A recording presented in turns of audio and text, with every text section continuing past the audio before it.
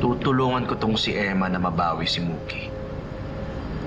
Pero sisiguraduhin ko na hindi na sila mag-uusap ng Danilo na yun. Boss, mukhang tinamaan na talaga kay Emma. Ang susunod na programa ay rated PG. Ito ay nangangailangan ng patnubay at gabay ng magulang para sa mga batang manonood.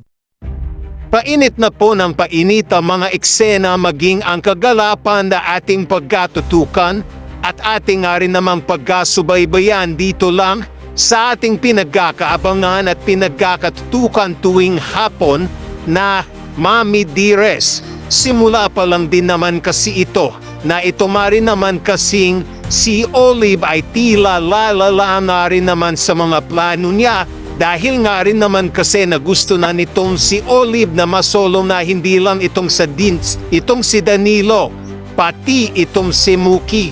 Gagawa na ng paraan itong si Olive para sa ganon ay lalo marin namang matakot na itong si Emma sa kanyang gagawin kung hindi nga titigil itong si Emma na ipilit ang sarili nito kay Danilo at kay Mookie. Kaya dito itatawagan na nitong si Olive itong si Emma at dito isasabihin na nitong si Olive dito kay Emma na magpaalam ka na kay Mookie.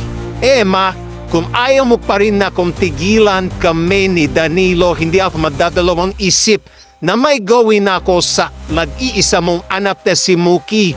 Dito marin ba'y ano kaya ang gagawin na nitong si Emma? Mainiligtas na rin ba niya mula sa kapahamakan itong si Mookie na ating pagkatukan at pagkakaabangan?